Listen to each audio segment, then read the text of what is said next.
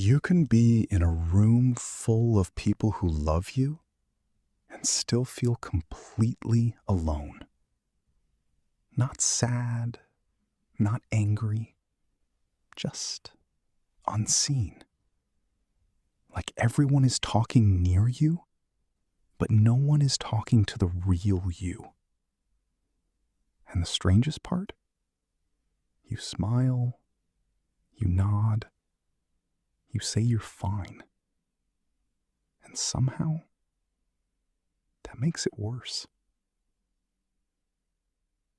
By the end of this, you'll understand something most people feel but never put into words.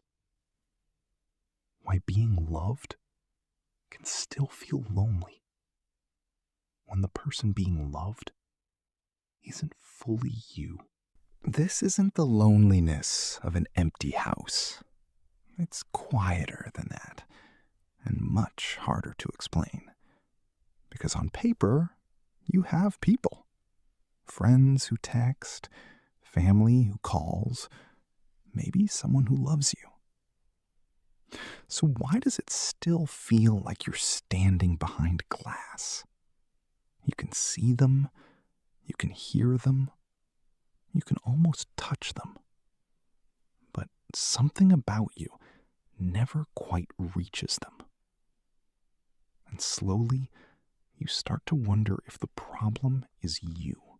Here's the part no one warns you about. At some point, you learn to be easy to be around. You learned which version of you people liked. The calm one, the fine one, the I'm good, how are you one. And that version worked. People relaxed, they stayed.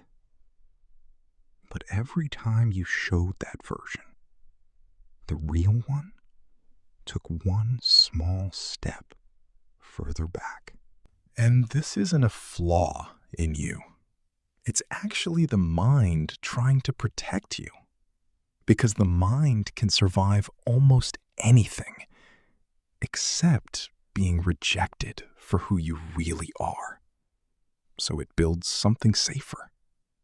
A version of you that needs less, asks less, reveals less. A version that's easier to love because there's less of you to reject. And slowly, that's the version people get to know. You become someone people know without ever being known. Think about the last time someone asked how you were. You answered before they even finished the question. Good. Busy. You know how it is. It's automatic now. It's not lying. It's protecting. Because somewhere along the way, being honest started to feel like asking for too much. And here's the quiet part no one says out loud. Without meaning to, you trained the people around you not to look any deeper. One I'm fine at a time. You taught them that the surface was the whole story. And then you felt alone when they believed you. Look at your friendships for a second. You have people you'd call close, people who'd show up for you. They know your laugh, your opinions, the story you always tell. But do they know the version of you that lies awake at 3 a.m? The one that's quietly tired of holding everything together. You're the funny one, the steady one, the one who's doing great. And the better you play that part, the less anyone thinks to check. So you can have a whole group of people and not a single one who knows what's actually going on. That's not a lack of friends. That's friendship with a wall in the middle of it.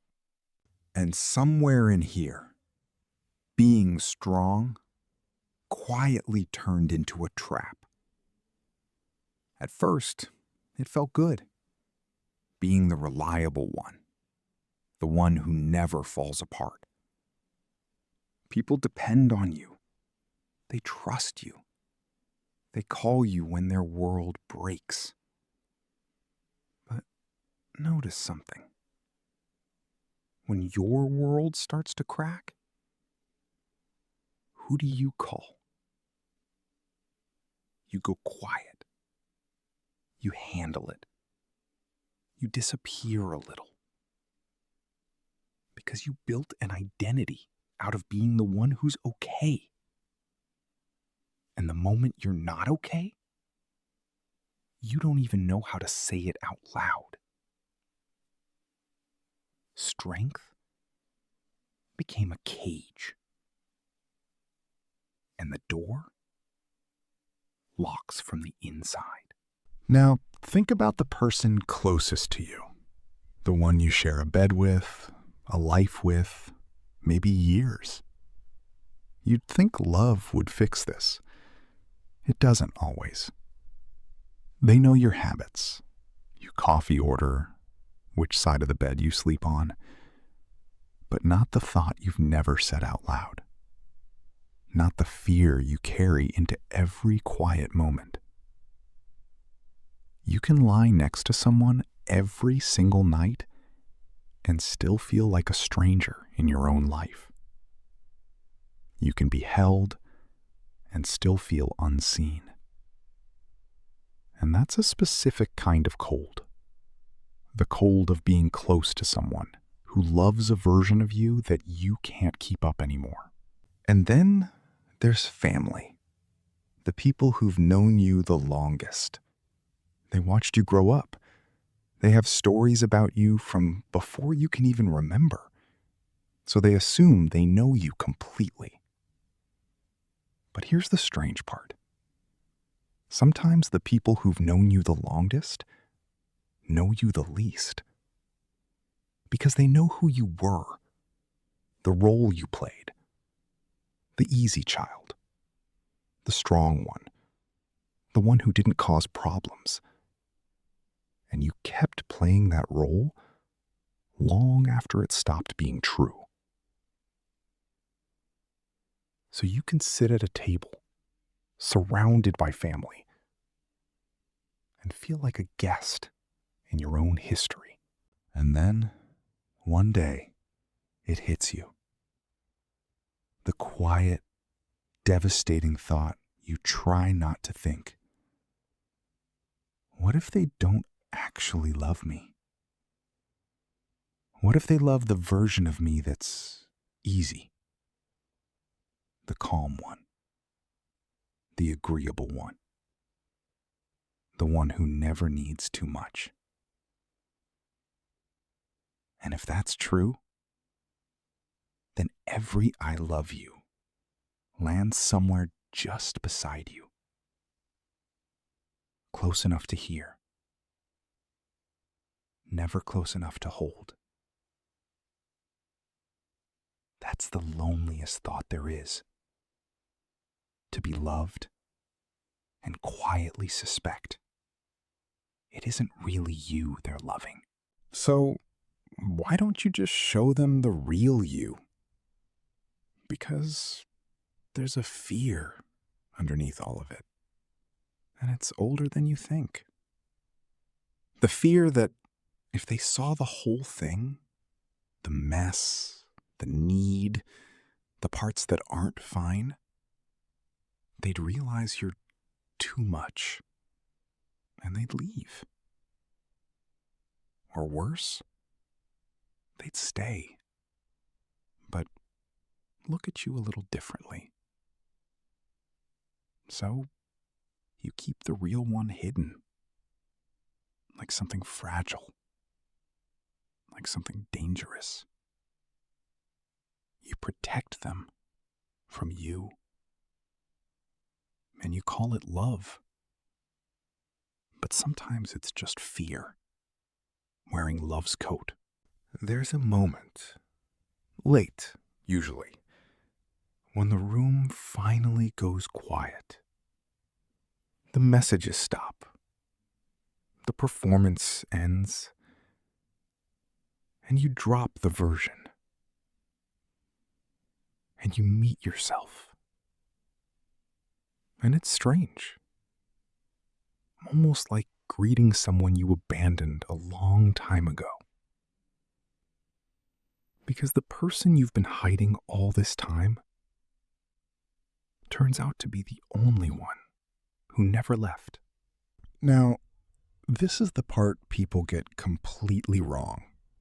They think this means something is broken in you. It doesn't. You didn't become distant because you're cold. You became distant because at some point, being open got punished. Maybe you opened up once and it was used against you. Maybe you cried and someone got uncomfortable and you felt it.